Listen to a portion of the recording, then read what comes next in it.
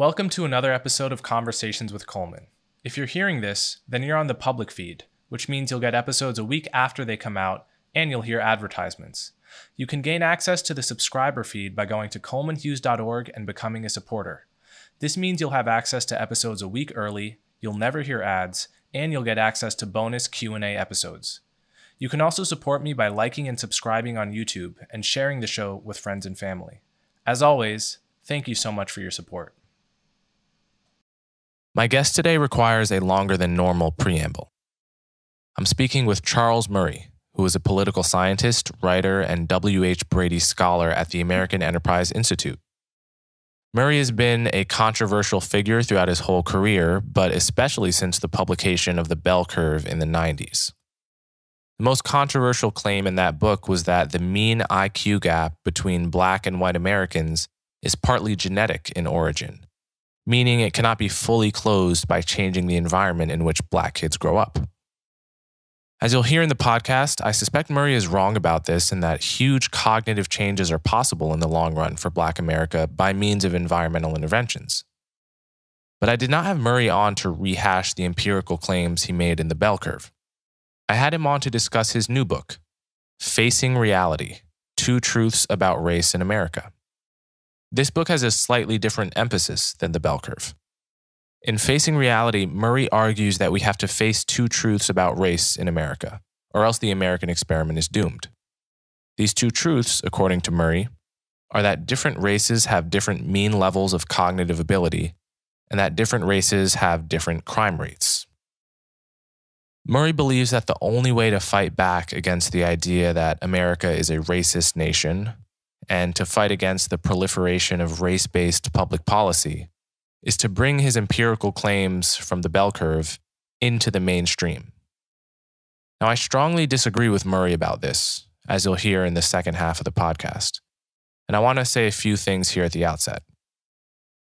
First and foremost, the reason I had Charles Murray on was not to argue about the source of the IQ gap between races.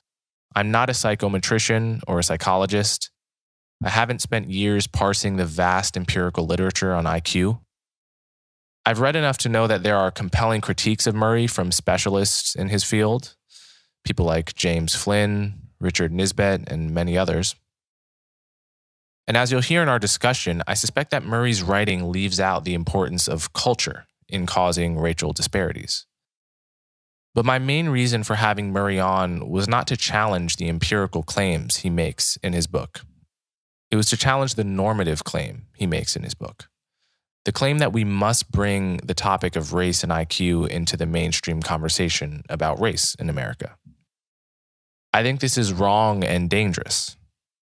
The social consequences of mainstreaming a discussion of race and IQ would be much greater than any benefits accrued by having yet another argument against race-based public policy. As I say to Murray in the podcast, Thomas Sowell has spent an entire career persuasively arguing against policies like affirmative action and against the lazy assumption that racial disparities can only be caused by racism. And he's done this without ever implying that Black people are permanently less intelligent on average than whites. Indeed, he spent a lot of effort arguing against that claim. So clearly, it's possible to push back against the encroachment of race-based policy, critical race theory, and Kendyism without resorting to the bell curve. And I think it's very important that we do. In the second half of the podcast, I asked Murray to actually consider the consequences of mainstreaming race and IQ for the already tense race relations in this country. What would that look like? Well, to me, it looks like talking heads on cable news saying things like, well, you know, systemic racism is not true because Black people are always going to have lower IQ than whites. It could mean Black children hearing these kinds of claims made and asking their parents what it means for them.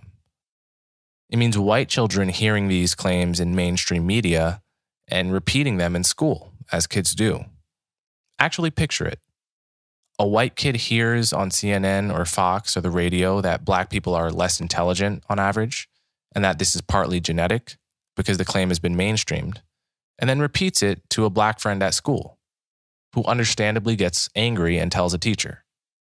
So now not only do the black kid's parents have to reassure him that he can be as intelligent as any white person, but also imagine the hell that would come down on the white kid who's simply repeating what he heard in the mainstream media. When you actually think through the consequences of mainstreaming this topic, it quickly becomes clear how much of a disaster it would be. And so the second half of this podcast is me trying to convince Murray of this. In the first half of the podcast, I mostly let him speak so that he can give a full picture of his argument. And I'm certain the fact that I let him speak so much will upset some people. But this is where I just have to stick to a rule that I have for my podcasts, which is that I'll never invite someone on my show and then treat them like an enemy to be dominated. You can watch cable news if you want that. Here, I'm always going to try to have actual conversations with people, which means I'm going to have to give them the time and space to lay out their arguments. Another rule for my podcast is that I'm going to have very controversial people on here, people that are hated for their ideas. I had Peter Singer, who's been protested as a eugenicist for arguing that children with certain disabilities should be euthanized. I had Noam Chomsky, who's been accused by many of denying the Cambodian genocide. So as long as I think somebody isn't a troll or a truly evil person, I'm not going to rule out having them on my show. I know some people will accuse me of giving Murray a platform, which would only make sense if he weren't already a best-selling author and household name. The truth is, Charles Murray has had a platform since before I was born. Not only that, but his position on race and intelligence is shared by tens of millions of Americans, if the polls I cite in this podcast are any indication. So I think this is very much a conversation worth having, and I hope you agree. So without further ado, Charles Murray. Okay, Charles Murray, thank you so much for coming on my show. My pleasure. So the topic of today's conversation is your new book, which comes out in about a week. It should be out by the time this podcast is released, called Facing Reality. And it's a controversial book. I imagine it's a book that will get a wide host of reactions, and we're here to talk about it as honestly as possible. And so thank you for coming on. Can you, so in the book, you talk about two truths about race in America that we have to face up to. What are these two truths, and why is it so important that we face up to them? Let me start with the last half of the question first. Why is it so important that we face up to them? Last summer, when there were the protests and the riots and the rest of it, I was dismayed by the discussion of problems with policing in Black communities and problems with having sufficient numbers of Black executives and so forth at high-level positions. And in the discussion of systemic racism, nobody was mentioning the two truths that factor in to these problems. And one is that the rates of violent crime in Black communities is much higher than in Asian or white communities.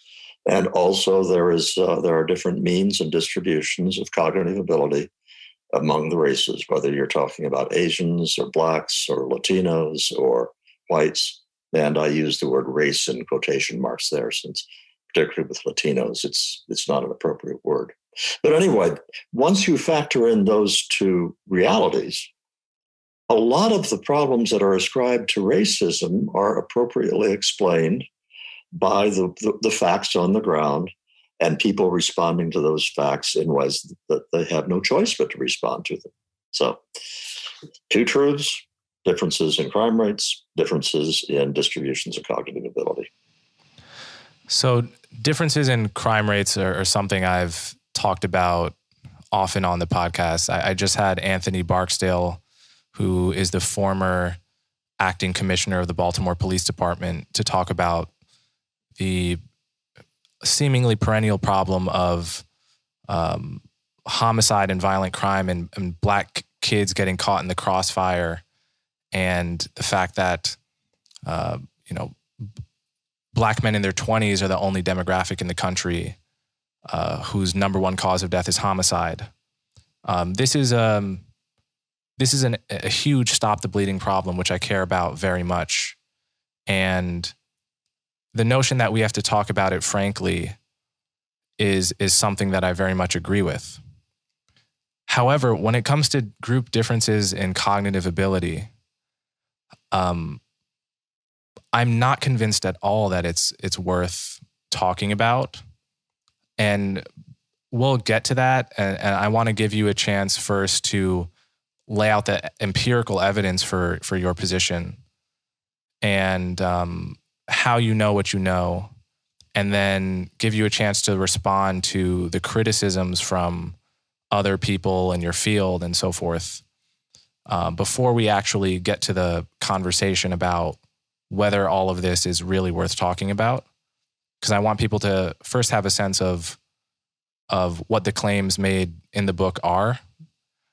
And so to that end, can you summarize what the group average differences in cognitive ability are, and give people who don't really have the specifics on the claims you're making a sense of what claims you are in fact making and what the evidence for them is? Okay. I mean, when we talk about cognitive ability, intelligence, and so forth, we're talking about one of the most inflammatory, controversial topics, even when race is not involved. I mean, just the concept of IQ. So a couple of things to sort of clear away some of the debris that gets in the way of the conversation. IQ is not human virtue or wisdom or common sense. It is a certain mental agility. And agility is probably a good way of thinking of it, whereby some people can take disparate bits of information, put them together, figure them out quicker than other people. And what we call IQ tests, but also almost any test that involves mental ability, has this value. It has predictive validity. If the test scores did not predict anything with a useful amount of accuracy, the test would have gone out of existence decades ago. But it is a statement of fact that if you give 6-year-old kids, forget about race, give any set of 6-year-old kids a good IQ test, that has a lot that it says about how those children will do with unemployment, with income, with educational attainment, and the rest of it at 6 years old.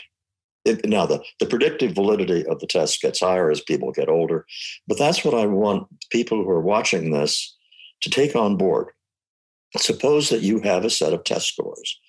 You can complain all you want to about whether these are really measuring intelligence. Okay. What you cannot argue with, and this is the empirical reality that people just have to deal with, is you give me those test scores.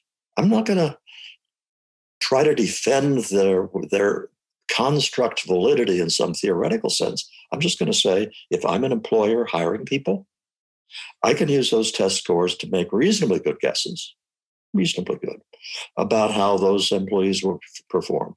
I can use those test scores if I am running a university to have a pretty good prediction of how students will do in the classroom. Important caveat. By the way, Coleman, I'm going to have to take a few minutes with this because for exactly the reason you said. A whole bunch of people are out there saying, doesn't he know this is all pseudoscience and it's all been debunked and all that stuff? By predictive validity, I don't mean that I can take a look at a person and know their IQ score and make a really accurate prediction for that individual, okay? But if I am hiring 100 employees and I hire employees at varying levels of cognitive ability, statistically over that whole group, there will be a relationship with their job productivity. So it's a statistical relationship. That leads to the two things you have to hold in your head at the same time that people have a hard time doing. And one is that overlapping distributions are part of differences in means. By distributions, think of the bell curve, the name of the book. The bell curve, the famous bell-shaped curve. Okay, the mean is in the middle, but that leaves a whole lot of people within any group who are at all points on that curve. Or to put it another way, if blacks and whites have different mean cognitive ability, that still means that millions of blacks are smarter than millions of whites. If Asians have higher cognitive ability at the mean than whites, that still means that millions of whites are smarter than millions of Asians. So you've got these overlapping distributions. The meaning of the difference is not about individuals, it's about social consequences. So that, well, let's take employment as an example. If you have thousands of people who are employed in different occupations and they have different mean IQs, those groups will have different mean productivity, mean different job performance, even though you don't know that much about any given individual. That has huge social consequences. And again, it doesn't require that you believe that an IQ test, or for that matter, a test of reading and writing, captures anything very abstract. It just means that you accept the predictive validity those scores have. I guess I'll stop there. Yeah, so this is one of those conversations where I feel any order in which I have the conversation, is going to be the wrong order to some people. But the way I'm deciding to do it is let's just talk about the empirics first, before we talk about what I think are the larger issues around whether this discussion should be exported to the mainstream culture, which when we get there, it'll be clear I don't think it should. But before we do that, this is an area in which I'm not a specialist. I have no more of an opinion really about the deepest controversies about IQ and the extent to which it's inherited or culturally and environmentally determined than I have a deep opinion about whether the minimum wage, raising it $1 causes unemployment. This is something people get PhDs about. And, it would be dishonest of me to pretend that I have a strong, confident conclusion on the pure empirical end of it. But I know, I've read just enough to know the kinds of critiques that seem compelling to me.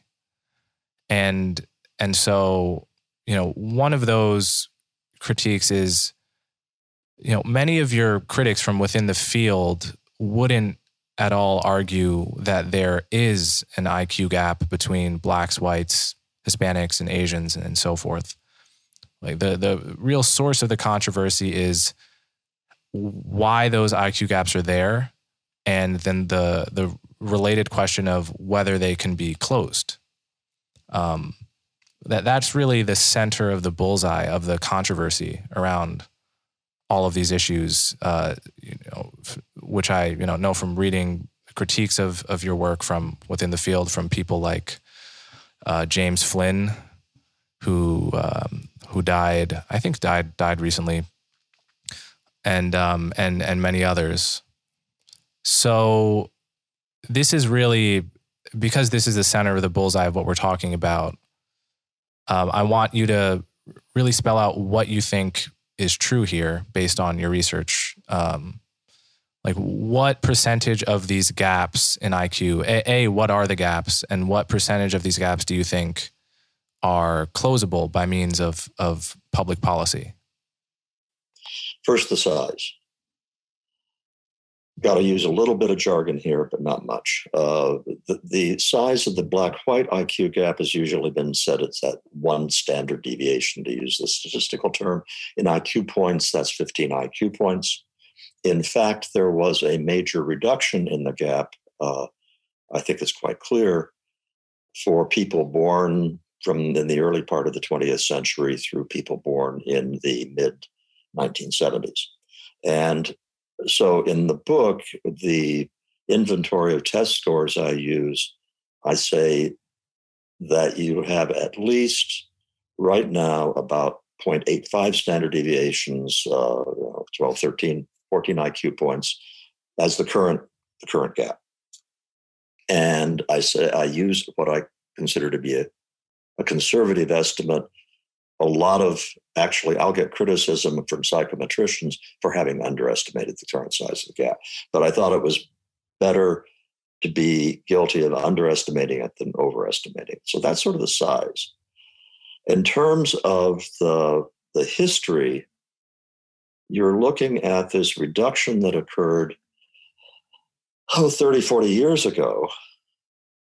And then you look at a very flat set of test results since then. Basically, for tests administered to people born since about 1973, the black-white difference has been virtually unchanging, with a lot of tests giving that result. Now, at this point, I want to distinguish between what you call the center of the bullseye, which is why does it occur and what can be done? And say, this book actually is about what is. And the reason I want to focus on what is, whether it's policing or whether it's cognitive ability, is suppose that we had a method for getting rid of the IQ gap, which in 10 years would have get rid of it. Just suppose we did. That would not increase the number of people who have a good shot of becoming upper management at Exxon today, this year. And so when we look at whatever the differences are in employment, whenever we look at the differences of what are in violent crime, what is going on right now explains a lot of what's happening right now in terms of facts on the ground. I understand that people really obsess, and I'm not using that word hyperbolically. They obsess about how much is environmental and how much is genetic, and I think that's a mistake. And I'll tell you why I think it's a mistake. First, it doesn't make any difference operationally. We do know this. We know that the environment that we know how to change does not account for a lot of the difference. By the environment we know how to change, I mean quality of schooling, parenting methods, socioeconomic status of the family. All of those things are what psychologists call part of the shared environment. And that phrase comes from studies of twins raised together in the same home. You can also do it with siblings. But there are ways by comparing identical twins and fraternal twins where you have different proportions of genes the two share, for you to partition out how much is genetic, how much is from the shared environment, parenting style, socioeconomic status, and so forth. But what happens when you do those analyses is that you have a lot left over that is an environmental effect, but it's what's called the non-shared environment. Examples of the non-shared environment would be different events in the womb, exposure to different hormone levels and so forth. Non-shared environment is the kids go to the same school, but one kid gets a spectacularly good teacher and the other kid doesn't, or that kind of thing. And by non-shared environment, two things. It is environmental. It does have effects. We don't know how to manipulate it. So is that true in every case? Because I'm thinking of something like lead poisoning and the effect of lead poisoning on children in the 60s and 70s. That would be prenatal, right? Or it could that's be prenatal, but that is also shared environment.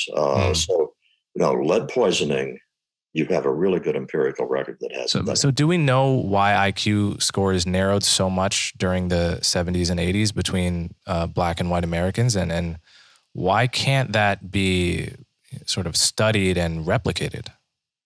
One thing we know for sure is that the environment in which Black kids grew up got a lot better over the course of the 20th century. So in the 1940s, in the Deep South, particularly in the rural areas, the education of Black kids was just pathetic. And by the 1960s, 1970s, a lot more money was being poured into education in general. We also know that a lot more Black kids were going to school in northern urban areas in the 1960s and 70s than had been going to those schools in the 1920s, 1930s. So you can take that, you can take changes in socioeconomic status, which were going up for the Black population. You can take reductions in lead contamination, improve nutrition.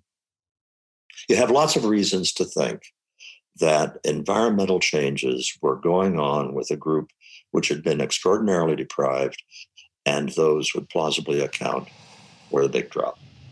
But at the same time, if I didn't know that, I wouldn't have predicted it, because I associate the 70s and 80s with, the largest crime wave in probably in recent American history, concentrated in Black inner city urban neighborhoods and so forth. That's the second. Okay, when you want explanations of why did things stop, apparently for kids born after the early to mid 1970s, well, you had exactly that. You had, in many ways, the environment for Black kids was getting worse. The marriage rates were dropping. The non-marital births were rising rapidly. Crime had risen rapidly.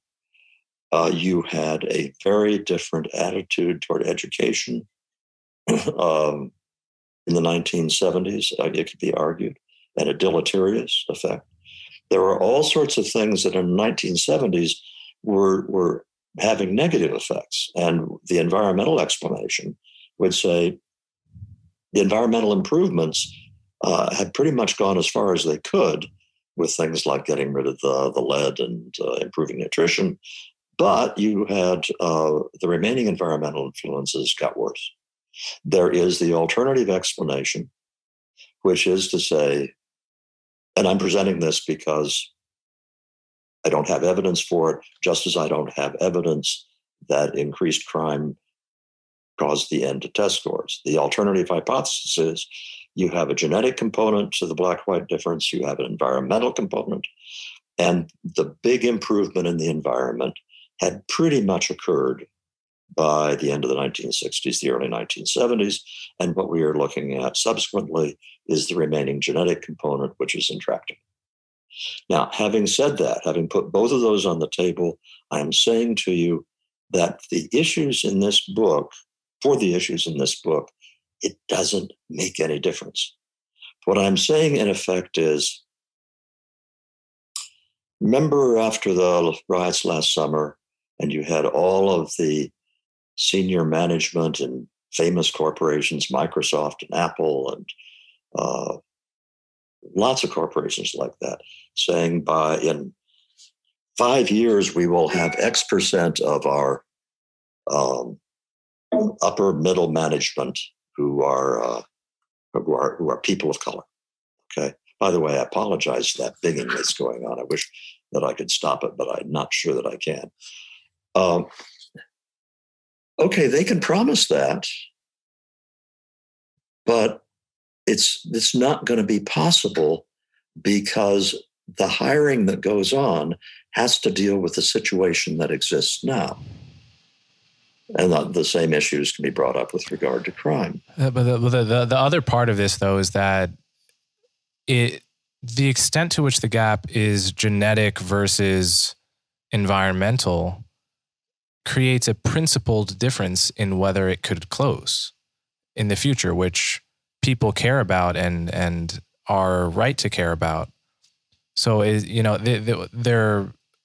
the reason it matters to people so much is because in principle, if one thing is true, then we just have to live with, we either have to jerry-rig racial results and get rid of meritocracy completely, or we just have to live with unequal results between races until the end of time and the second order consequences of racial inequality. And that hinges on to what extent the gap is genetic versus environmental, right? Right. And so let's go back to the empirics. The leveling off of the test score differences started as about 30 years ago. Yeah, about 30 or more. All right, so we now have had 30 years of no further narrowing in the difference.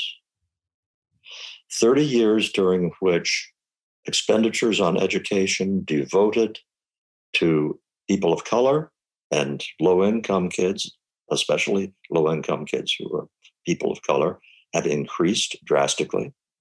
It happened during a period after the No Child Left Behind program in the early 2000s, put a huge emphasis on test scores, and schools all around the country were intensively trying to raise the test scores, specifically of Black kids and Latino kids. I had kids in school at that time, and I can tell you the convulsions the schools went through to push those kids into the proficiency category, because otherwise they were subject to penalties, were huge. All right. So if you say, well, it's environmental, and so therefore we can reduce the gap, I come back to you and I say, Coleman, look, tell me what we're going to do that we haven't been doing for the last 30 years that has had no effect whatsoever that we can measure. And, the bright ideas that are out there that haven't been tried are virtually zilch. The number of innovations, experimental programs. Remember Kansas City? It was, I guess, a couple of decades ago, a federal judge sort of mandated, not sort of mandated, did mandate that Kansas City had to make huge strides in equalizing outcomes. And they spent something like, well, I don't want to say it because I might be wrong. We're talking a couple of $1 billion on a small number of high schools. It was carefully assessed, zero effect. And that's the challenge I think that people have to deal with if they say it's okay if we just try harder. So let me say something here. There is much more to environment than public policy. I think, I'm sure you would agree with this. The fact that most public policy solutions overpromise and underdeliver is not tantamount to saying that the sum total of environment is not the main cause of this, right? Those are logically distinct propositions and important ones to distinguish. And, let me just give me a moment to get through this. What I'm talking about here is the immense power of culture, right? Culture must have cognitive implications. That's what it's there for. And it's the reason human babies are born so helpless relative to chimpanzees. We're born with our brains undercooked so that they can be cooked for 20 years by the subculture we're born into. And I'm reminded of, I had the evolutionary biologist Joseph Henrich from Harvard on my podcast very recently. And he pointed out that if you took two populations that were genetically identical and you simply endowed one with a culture of high literacy, where the other one just never started reading, then the literate culture would have measurably different brains. They would have thicker corpus callosums, which connect the two hemispheres. They would have, altered parts of their prefrontal cortex that you could see on an fMRI. And all of this without any genetic difference.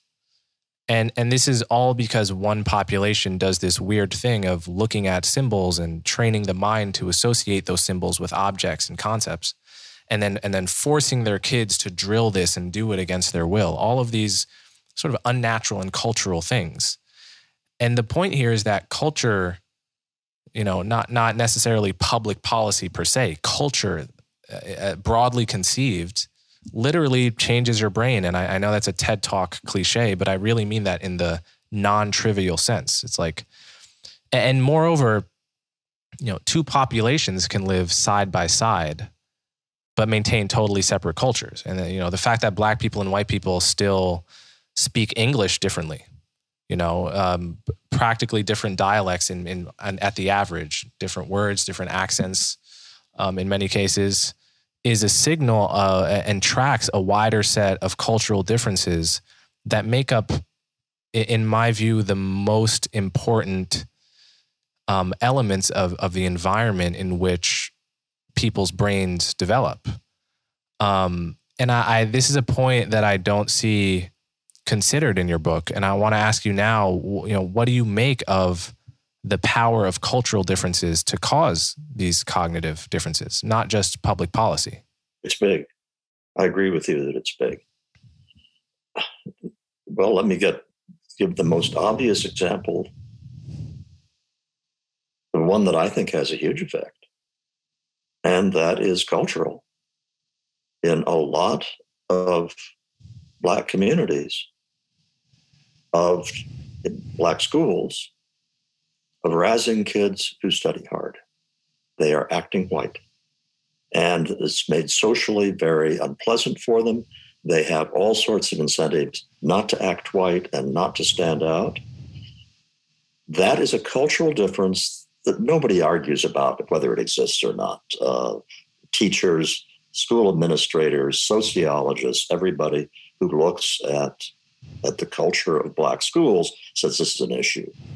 Now, if that could change, if you had magically the Asian tiger mom mentality, where it's constant pressure to perform academically, do I think that would make a difference? Yeah, I do.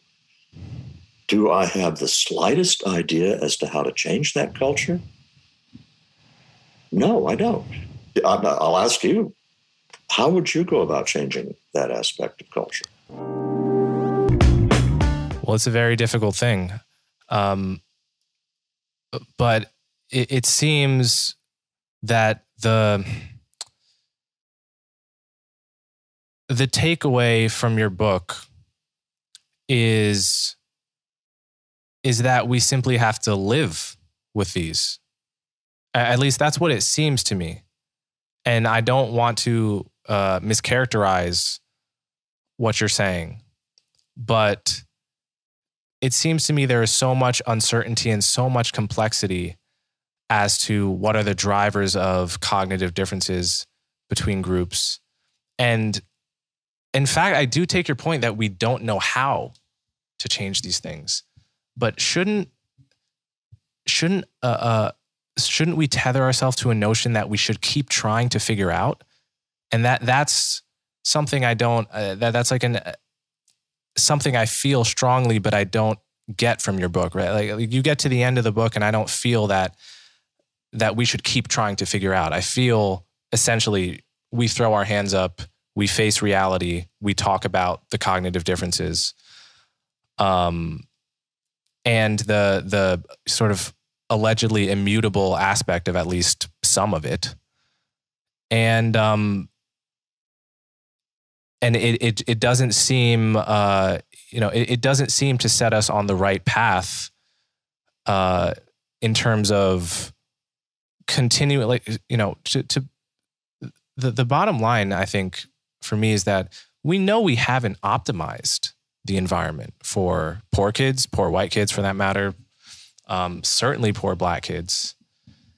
And shouldn't the emphasis be on continuing to find creative ways at the local level, even if it's not a matter of federal policy, because federal policy is not everything? Shouldn't the emphasis be on finding creative solutions to cognitively enrich the environment rather than throwing our hands up? Well, to answer your question, why is it that I started writing about race differences in cognitive ability again when I was notorious for writing about them in 1994 in the Bell Curve with Dick Ernstein? And subsequently, I wrote an article, I think in the early 2000s, discussing what had been learned since the Bell Curve came out. But other than that, I have stayed away from this topic. Why in 2020 did I say, I've got to take it up again? And the answer is very simple. Because the New York Times, Washington Post, NBC, CBS, go through the list, were all jumping on the bandwagon of it's systemic racism. And in the book, I think I say it in the note to the reader, that I hope focusing on what is, as opposed to what causes it and what we can hope for, will be clarifying. Because if you're going to make the charge of systemic racism, that's a way different thing from saying racism is still a factor in American life. That's an indictment of America that is much deeper. And I'm saying it's actually not systemic racism, that a great deal of what we are looking at is the result of what is, regardless of why it is. So there are two different things. One book can only do so much. And I have written about the effectiveness of preschool interventions and things like that. So I'm interested in that topic. I don't want to be too glib here, though. I'm not saying, oh, well, this book is about what is, and therefore I'm not going to deal with the question of how we can solve it. Let me say, I don't say this in the book, but I can tell you what I believe. I don't think you have a persisting problem that doesn't change in size for 35 or 40 years without saying this is really intractable. And you can say it's intractable because we don't know how to change certain cultural things. You can say it's intractable because of genes. But one thing I'm really sure of is we know that it is intractable. And so you say, well, Murray just says we're going to be looking at this for foreseeable future. In my opinion, you can take the intractability of it could yield, either one of two attitudes of, that's all the more reason to try much harder than we have been. The intractability of it, I could see. But try harder how? What should we do? Well, listen, we're faced with a lot of problems in the world that have not yet been solved, right? Or, the orientation, take something like violent crime in general, right? It's like the general attitude you should have towards it is towards peace, right? To have in your mind the goal of total peace as an ethical guidepost and a motivational guidepost to motivate one's psychology on this issue. And even if you never reach the goal, it's at least you're not passive in the face of it, right? And I think that's part of what I'm trying to get at here. The truth is, and I think we should probably pivot to the discussion to my concerns about even having this conversation, for instance. And I want to just highlight it has nothing to do with any belief that you are a racist, right? I think I hear that charge leveled at you. I think that is ad hominem irrelevant, and I don't see the evidence for it, okay? I can imagine, as a Black person, I can imagine having a beer with you as friends. That's the truth. And I know some people are going to hate me for saying that. But here's what I can't imagine. This is what I can't imagine. And I think it gets to something that you write in the book about living out this American creed of treating people as individuals. Let's say that tomorrow, the American Psychological Association, the powers that be in psychology, weigh in on this and completely agree with your position empirically. And Jim Flynn, if he were alive, and Nisbet and all of your other critics in the field were persuaded on the basis of evidence, so that there's just now an empirical consensus in the field. Charles Murray's been vindicated. And we face reality in this sense that you talk about in the book. And by that, let's cash out what that means. Face reality. It means we're talking about the Black, white, Hispanic, Asian IQ gap in mainstream media. It means when someone on cable news says this is systemic racism, the other talking head feels comfortable saying, but the Black, white IQ gap. And that becomes the meme-ified version of the conversation. That's what facing reality, at least that's what I understand it to mean. It's like, this is something we that is mainstreamed in the culture. I'm thinking about the social consequences of that for race relations in this country, and it seems to me to be absolutely poisonous, regardless of what is or isn't true about the empirics of it. Some people are going to view this as melodrama, but I think this is a serious challenge that you have to contend with. Is like, I remember one time when I was a kid, for instance, some idiot kid came up to me when we were playing basketball and said, "Do you know black people have an extra bone in their foot so they can jump higher?" And I wasn't wounded by this or whatever. This kid was just being an asshole, like kids are. And I probably said 10,000 things like that to other kids. This is, but I'm picturing a situation where this conversation is mainstreamed, and a white kid says to a black kid at school, repeating what he heard on TV or his parents say, and they say, black people have 14 lower IQ points.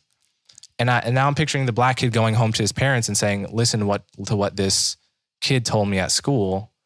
And what is a parent supposed to say to that, right? Like, if this gets mainstreamed, not only what is the parent supposed to say to his child, who's probably incapable of understanding the subtleties of overlapping bell curves and so forth, and truly understanding that fact might not have implications for them and their self-esteem.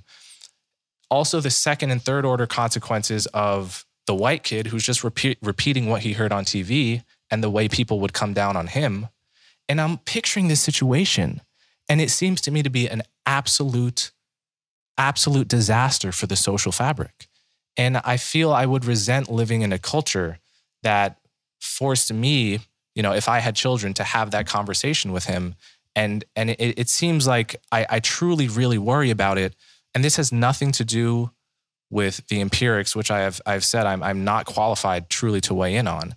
And my profound discomfort with this has nothing to do with your character or anything like that. I truly worry for the social fabric of the country if we face reality in the sense that you are describing. Okay, let me spin out the scenario for saying we face disaster if we don't. Way what you're talking about when we just kind of ignore the empirics and get on with life is not a bad description of what was true in the 1990s and the 2000s, when you had a lot of the same problems, and they were not secrets in terms of the differences in scores and so forth. But you also had, and I don't want to be Pollyanna-ish about this, but think back, it's not just that we elected Barack Obama in 2008. The most admired woman in America was Oprah Winfrey. You had a large variety of black faces in all sorts of public intellectual positions, in academia and so forth, who did not just have a platform, they were respected for how well they did their jobs. And in some ways, that's one of the reasons I didn't write about this stuff during that period, because what good would it do? And all the harms it could do were quite obvious to me. Once you start saying, as has been the woke and the critical race theory and the rest the last couple of years, which I just treated initially as, it's academics indulging in recreational radicalism. I never thought it would escape the campus. It's now dominating in the newsrooms of the major media, mainstream media. And it's systemic racism, and everybody's saying it. Well, I'll tell you poison leaking into the system is when you have 13% of the population, which is the black population, saying to 60% of the population, which is non-Latino, white, you are evil, you are bad, you've got white privilege, it's your fault, it's all your fault, we need reparations, we need the state to systemically increase the advantages that it gives to blacks and other people of color because this country is so deeply evil and systemically racist. All right. Coleman, the reaction in terms of the elites could not be better from the point of view of the critical race theorists. I mean, white guilt is a real thing. And you had among white elites, mea culpa, mea culpa. That's not the reaction among a lot of middle class and working class whites who have seen themselves the last 20, 30 years as having been respectful and friendly with their Black colleagues at work, who don't consider themselves to be racist, who cannot see what possible white privilege they've ever had. And what the mainstream media cannot bring itself to report on accurately is how many of these whites who formerly were trying their best to follow the American creed of treating people as individuals, what proportion of those are saying, oh, give me a break, I have had it. Quit telling me this stuff about how bad whites have been. If you get that kind of blowback from a large chunk of the population, it's going to take the form of identity politics in which whites start to play identity politics. And if that happens, it's going to be a disaster. Everything you said, no going back. Everything you said in the last 2 minutes, I agree with. Okay. I think left-wing Black identity politics is a disaster. I've spent a lot of time on this podcast talking about it. I testified before Congress against reparations. Here's what I don't see. How does throwing into the mix, into the mainstream conversation, that Black people are perhaps intractably, durably, on average, less intelligent than whites going to interact with the already poisonous race relations we have in this country? I think that there are ways to fight the top-down Ibram Kendi enforcement of unrealistically unequal outcomes without talking about something that gets such at the core of people's identity. I mean, I think Thomas Sowell has done an amazing job of this.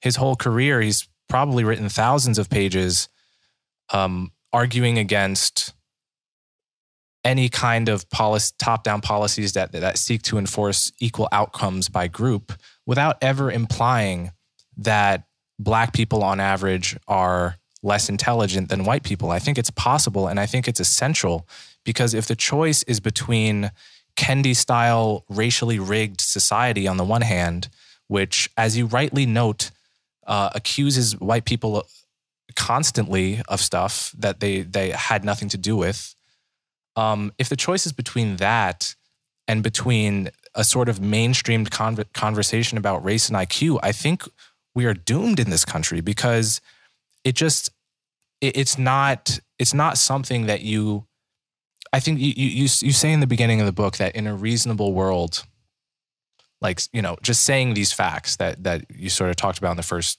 30 minutes or so wouldn't be controversial. It was like, yes, but we don't live in a reasonable world. If we lived in a reasonable world, we wouldn't have to have a military. We wouldn't have to have all kinds of things. And we would, in fact, probably have a whole different set of moral obligations to people if we lived in a perfectly reasonable world. And I really fear that this stuff becoming mainstreamed is absolutely the wrong reaction to the valid grievances that you were talking about. And I want to say one more thing here. We're living right now in an increasing era of racial preferences for minorities, right? I've talked about this. The mayor of Oakland recently decided to only give checks to poor Black people and not poor white people in the city. I think that is every bit as much an insult to my sense of what it is to be an American as I assume it is to yours, Charles. What I have to say is that there's more to this living by the American creed of treating people as individuals than just having a legal regime of colorblindness. As important, perhaps more important, is that we promote social and psychological colorblindness, that we don't add flames to the fire of tribalism. And I really worry that this is a unintended consequence of talking about race and IQ. And there are some reasons I think that. I mean, I saw a general social survey result that really, really dismayed me. And you're right to talk about Oprah Winfrey and Barack Obama. I think those achievements represent huge progress that is unpopular to acknowledge. However, at the same time, I read this from the General Social Survey, which is, I think, a very trusted polling organization. This is from 2016, so slightly out of date, but probably still pretty close. This says 26%, 1 in 4, of white Republicans and 18%, almost 1 in 5, of white Democrats rated blacks as less intelligent than whites 5 years ago. It's the same percentage of white Republicans, 26, and a slightly lower percent, 12% of white Democrats said they object to a relative marrying a black person. Now, those numbers are, higher than I would have predicted if you had asked me the moment before I read that. The notion that 1 in 4 white Republicans and something like 1 in 9 white Democrats would object to a black person marrying, their daughter. What bothers me the most about that is that those numbers are the same. I mean, or the same for Republicans and close to the same for Democrats, which means in practice, on the ground, people who are far less educated than you are, far less nuanced on these issues, haven't been carefully carving conceptual distinctions because they're just average people. They really do link the two things. They link the belief that black people are on average less intelligent to the belief that to the truly racist beliefs that I don't want my relatives marrying a black person.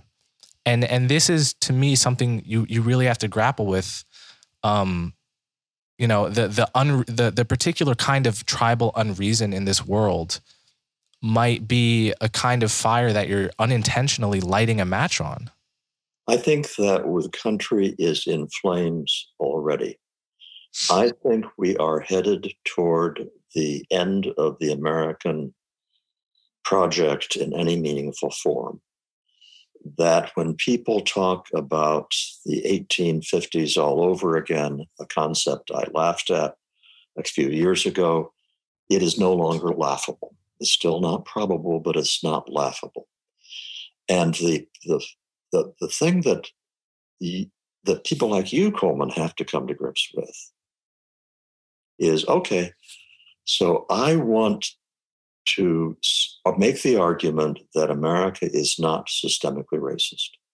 I want to make the argument that actually America has done a pretty damn good job of, given the difficulties that multiracial societies have around the world, damn good job of dealing with this. And we're about to throw all that away because it's partly Latinos, but it's mainly blacks, have decided that identity politics has time has come. And so we are looking at not 50 years from now, but we are looking over the next couple of election cycles at the possibility of kind of irreparable abandonment of the ideal of the American creed, where you treat people as individuals regardless of race, color, and creed, and so forth.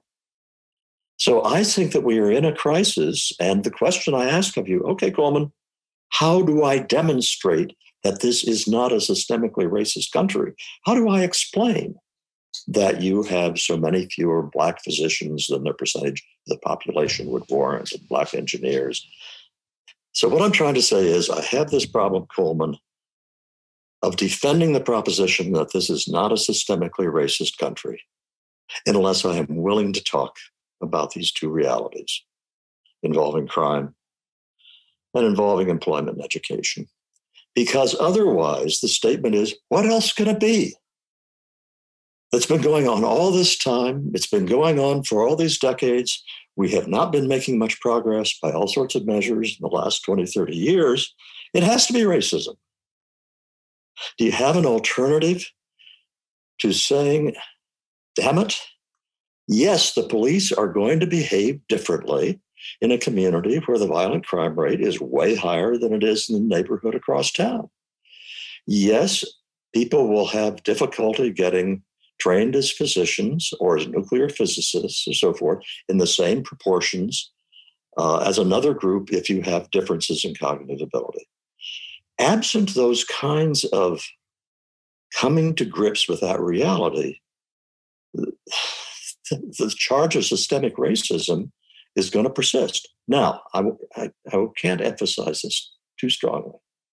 It has to be conjoined with the moral obligation to judge people as individuals. And here is, we both have an ample number of things that we can say to each other about this is real and this is harmful. The reality of aggressive affirmative action, which nobody wants to say is, but everybody kind of knows. Whites widely consider that anytime there is a new black face in the office, that's an affirmative action hire. That's the default assumption. And once they prove that they are really good at their job, nobody is more ecstatic at finding that out than white colleagues are. Whites don't like the idea of their just instinctive reaction is this person's an affirmative action hire. But that's there because the policy reality out there is that means a lot of people are in their positions only because of the color of their skin. That's poisonous. That's poisonous at a level. Well, here's the contrast I draw in the book. The white elites look around at their situations and they say, hey, my black colleagues at work are really very good and they're just as smart as the whites are. And my black neighbors are as helpful and cooperative and good company and honest as anybody else. Okay, that's the reality of their situation because guess what? Elite neighborhoods, first place, have very small minority populations. And secondly, the members of the minorities who are in those neighborhoods are there because they can afford to be there. And if they can afford to be there, they're part of the same culture. What about the black cop in Queens who's raising his family in a mixed race neighborhood in Queens, where the reality of his experience is that most of the kids at the bottom of the class in his child's school are black, and the reality is that most of the crime around his home is black, and so forth and so on. That's the reality of his life. He's the person who has to understand you do not have the option of judging people as groups. You have to confront each individual as you find them, because unless you do that, you are genuinely being racist. So I am saying we've got to talk about these realities. We've also got to passionately affirm the American ideal of treating people as individuals, which we are in danger of losing forever. So in a way, I have no good answer to the downsides of what I'm trying to do. There are a number of people whom I respect that have already said this very strongly to me, including members of my own family. And I finally decided I had to write this book because I think we've got catastrophe coming at us down the road where this country just ceases to be America. And if I'm wrong about that, and we would have pulled out of this anyway, then I'm really sorry for the damage I may have caused. But insofar as I think that unless we come to grips with the twin imperatives of treating the world as it is and also treating people as individuals, I don't know how to end that sentence. We're going to go down the tubes. So I guess the fair statement is I have decided that it's one of those situations where you have to do whatever seems to give you the best chance of rallying some kind of reaction to the current dominant public intellectual dialogue, which is sympathetic to critical race theory and systemic racism. Okay, this is so I think our disagreement is on the relative cost-benefit analysis of bringing discussions of mean IQ in particular into the equation. I think that is really the deepest part of our disagreement here, because I share your concerns about the destruction of even the goal of legal colorblindness, the resentment of white people and Asians that feel that, and rightly in many cases, that they're being passed over, that elites and politicians are taking their cues from social justice activists at Ivy League schools and so forth. I mean, it's possible to overstate this, but the evidence of these kinds of policies proliferating is, in general, you would have to be delusional to not see that it's happening. What I worry is, and want to ask you is, what is this catastrophe that you see coming? Well, sorry. The question is, the catastrophe you see coming. It's very difficult for me to imagine a worse catastrophe than,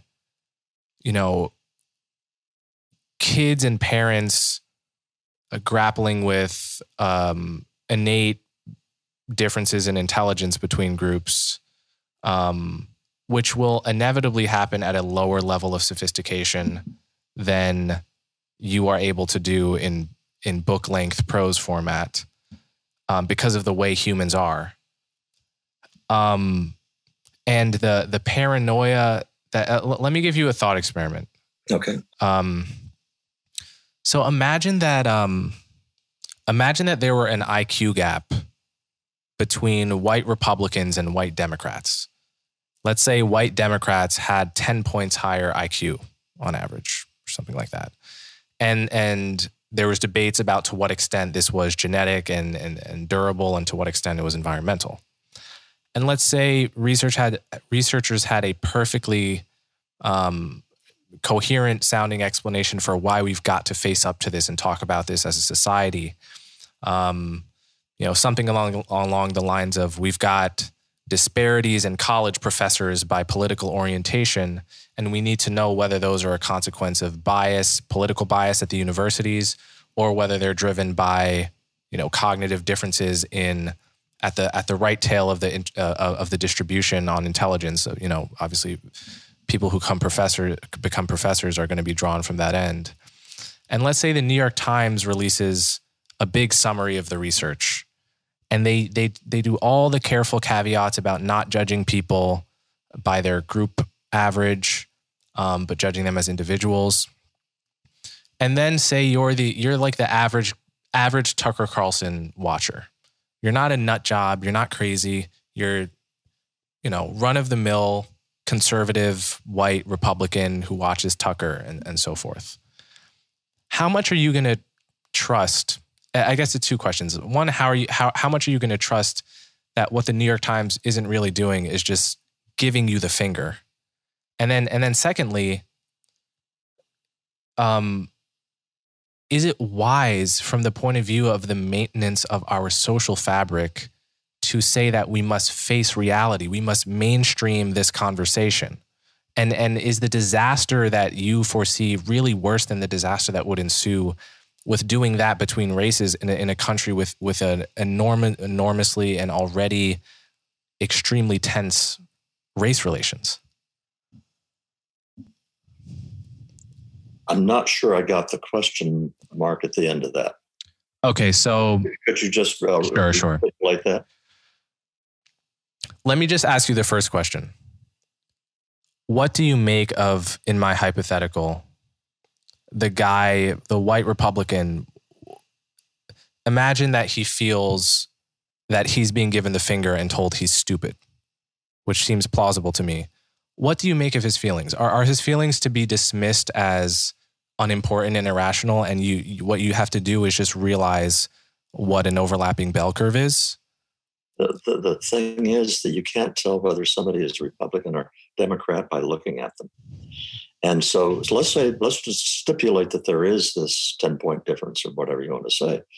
There is also a 10-point difference between white Baptists and white Jews, but they look pretty much the same. And it's not a source of great tension among very many people that I know.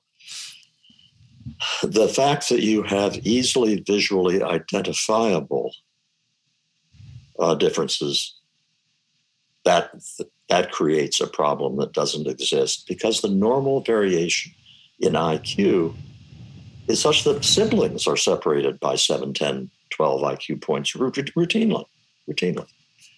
The differences become socially important in the ways that you are worried about because they're so visually identifiable.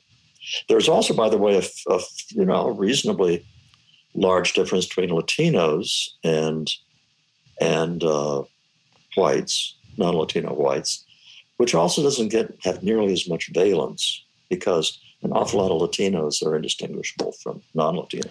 Well, but I mean, if I remember, part of the point of your book, Coming Apart, which I really enjoyed, was, that there are these cultural markers that are obviously not as visible as skin color, but that, to some extent give you a signal about who is,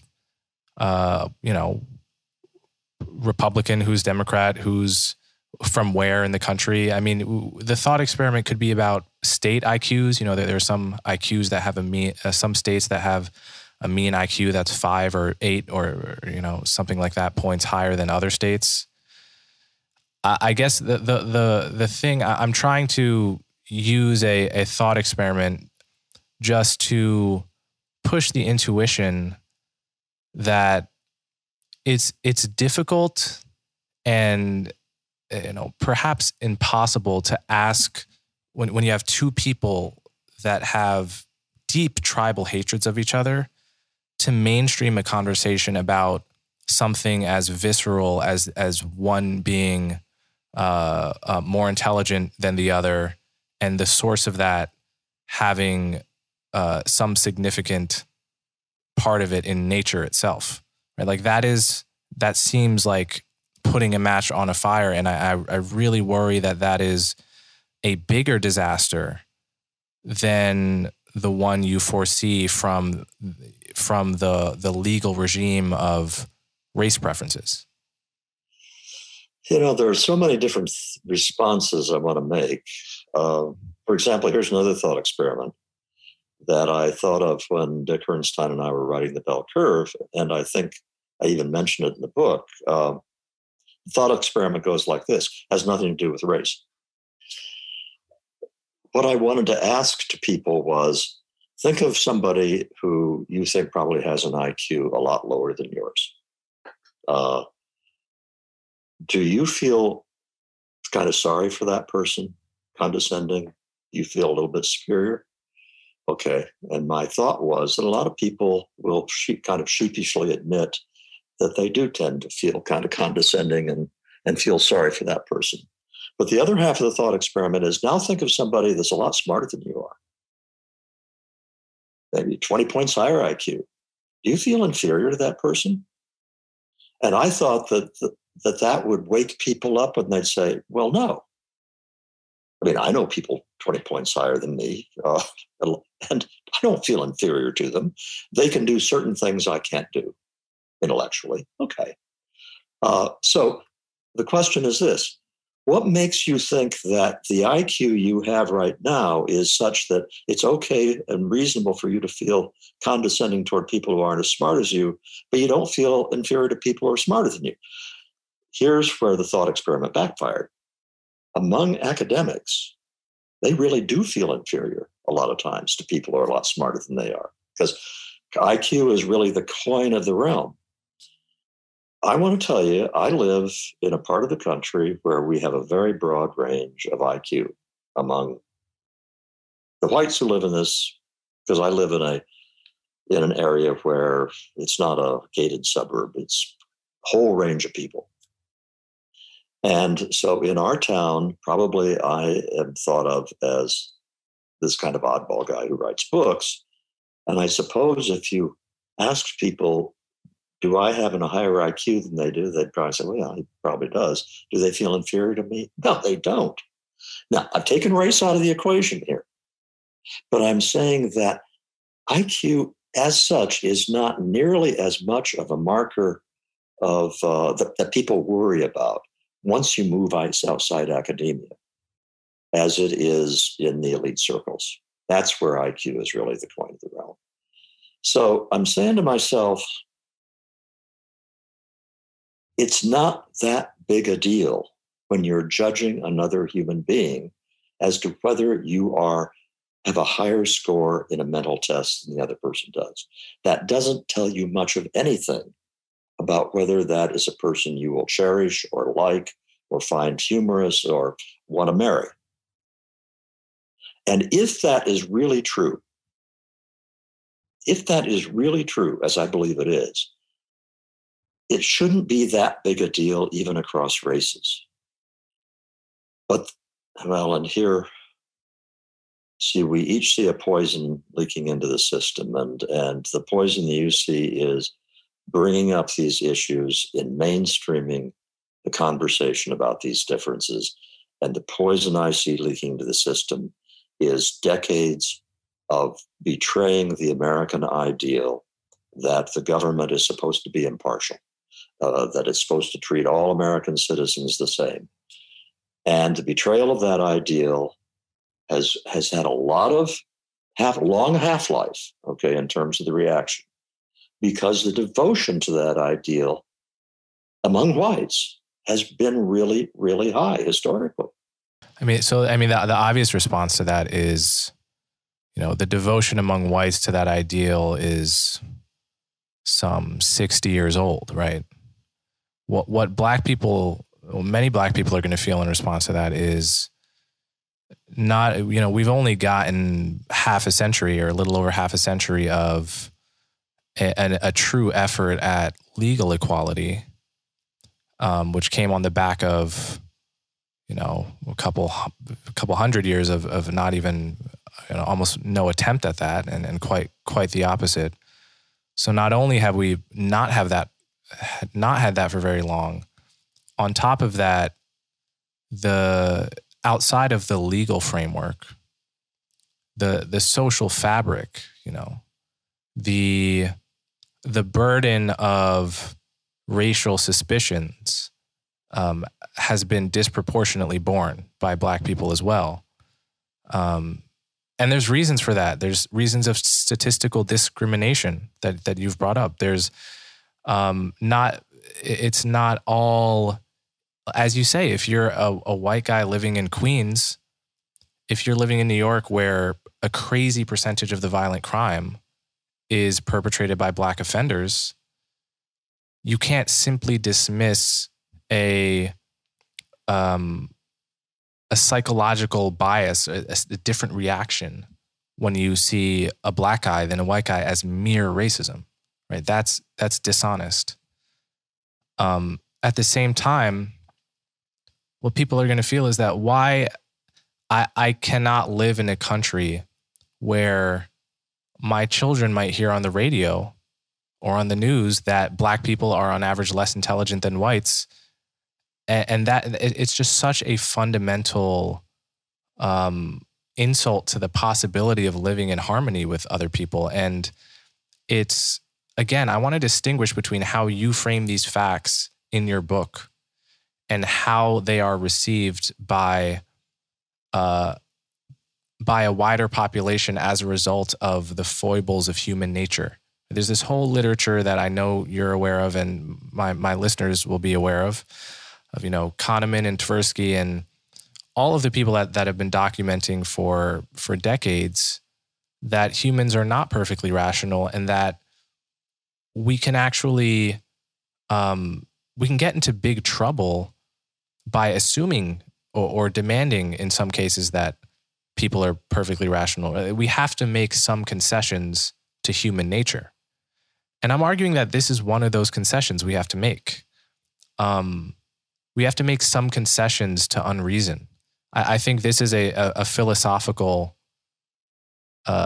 conversation, and I heard you actually on Andrew Sullivan, briefly mention that you didn't think a secular society could survive and in the long run, and I want to talk about that because it's an interesting claim. But it seems to me, based on that, you would admit that it can be possible for certain claims to be true, but also extremely detrimental to the health of a society. And I'm arguing this has to be one of those claims. And where we have to agree to disagree is to recapitulate some things we've said already. For a long time, we had kind of a tacit agreement not to talk about these things, whether it was crime or whether it was IQ. And it worked pretty well. I think things were getting better. That's why I hark back to the first decade of the century, where lots of things were getting better. And they are now have gotten much, much worse. And my view, and here's where we differ, I think we are at close to a point of no return. That you take the core ideal that made this country distinctive, an ideal we have failed to live up to in many ways and many times, of believing that everybody has the same innate human dignity as a person, and that everybody must be approached as an individual. It's wrong to judge people as groups. If we discard that ideal, we are opening the door to the kinds of governments that have been the lot of humankind for the last 10,000 years, where the people who have the power arrange matters to favor people that are part of their group and punish people that aren't part of their group. The United States was the first country to say, no, we aren't going to behave that way. And we're about to throw it all away. And so I'm not going to persuade you. I hope you're wrong about me and the effects of the book. But this book is really a cri de coeur, if you want to think of it that way, of somebody who loves this country and thinks it's on the brink of disaster. If I'm wrong, it's my bad, and I apologize, but I assure you, I wrote this book because I felt I had to write this book. All right. Well, on that note, I think we should come to a conclusion. I want to thank you for being brave enough to come on this podcast. I know what it is to be a person with controversial ideas you've arrived at on the basis of evidence and your own convictions. And, I maintain that I think this direction is not the solution to the problems you correctly identify. And I really hope that both people who love you, people who hate you, and everything in between can get some kind of value out of this conversation. And so once again, I just want to thank you for your time. I want to thank you for having me on, because I think the odds are, Coleman, that you will take significant heat for giving me a platform. And yeah, I admire that in you. Absolutely. Thanks. If you appreciate the work I do, the best ways to support me are to subscribe directly through my website, colemanhughes.org, and to subscribe to my YouTube channel so you'll never miss my new content. As always, thanks for your support.